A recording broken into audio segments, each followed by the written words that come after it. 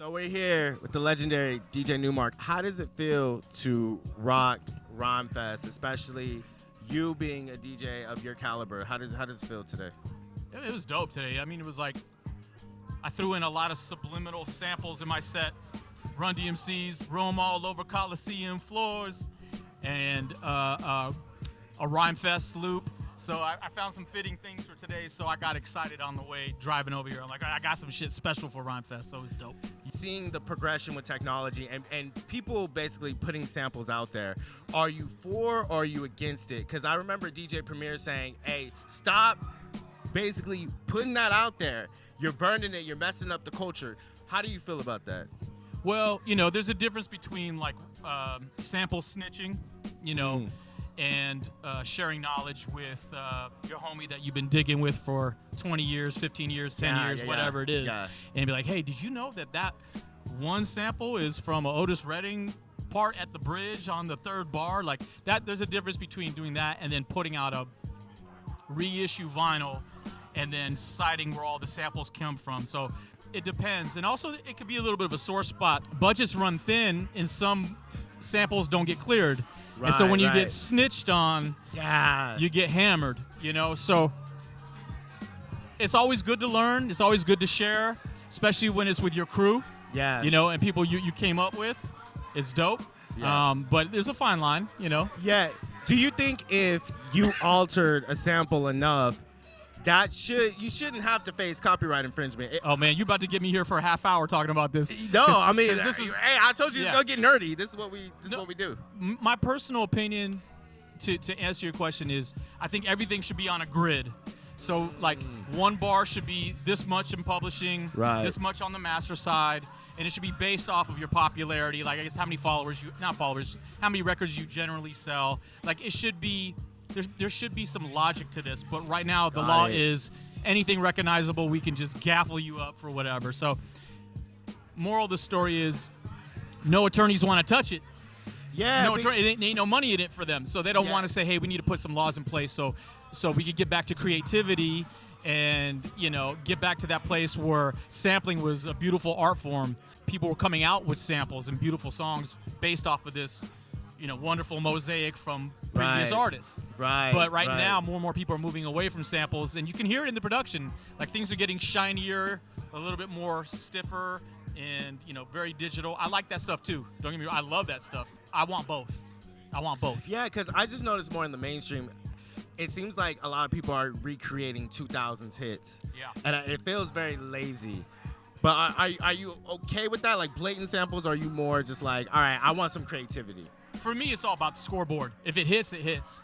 If you got got yourself something that bumps and rides and the crowd gets with it as a DJ, I'm like, yep, you figured out the matrix, man. You figured out the Rubik's Cube, and I'm not into he just looped that. It's not good. No, you know, if it hits, it hits. Yeah, I mean, mad love to Q-Tip, one of my favorite producers of all time. Absolutely. But he was the loop master. Yep. Like on the way here.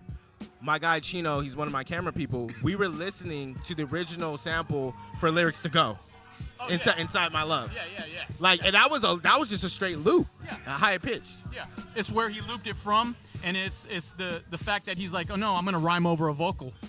Yeah, and a very high pitched vocal. Very high pitched vocal that basically almost sounds like a synth pad or keys or something like that. But him, Large Pro, P-Rock, those guys are.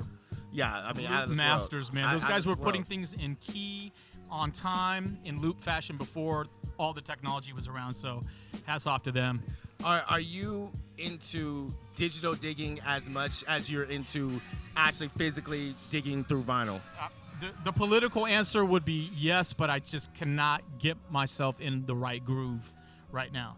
Wow, I'm having a hard time because I find myself going to like 5 different sites. So any web designers out there or technology kings that want to come up with something fly and inventive, and you're like, I just can't figure out what to invent a site that caters to a DJ finding all the latest shit, but separate it into edits, regular songs, really break it down so we can feel like we're at the new releases bin at the record store. Right now, I'm not getting that feeling. I'm finding myself going to SoundCloud, like, okay, wait, what's that dude's name? Oh, he's on Bandcamp. He only sells his shit on Bandcamp. Okay, I'll go to Bandcamp. Then jump out of there like, oh, I can just straight up buy this from the music app. Okay, I'll buy that. So I'm floating from like, I think right now, 5 or 6 different sites just to get my DJ set where I feel like I got it, Yeah, especially if you're open format, you want to be able to pull from whatever. Like, people don't understand that. You have very open format, and so, and maybe that's why there's not a site like this, because the dudes that are crushing it are one genre. Yeah, one genre, theme based, and it makes sense. I get it. There's a lot of power behind it. I feel you. What else you got coming up that you can actually disclose and let the people know?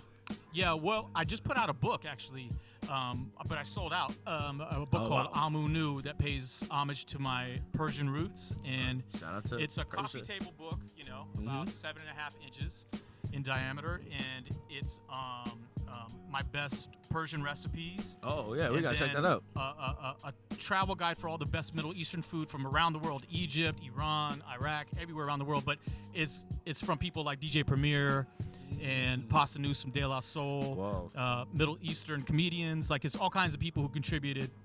And then there's a memoir of my upbringing and how I met Jurassic 5. We're Muslim. So it all ties into, like, my Middle Eastern roots. And then it comes with a 7-inch vinyl and a 2-hour-long Middle Eastern mix that goes from 1969 to 2024. Yeah, we need that.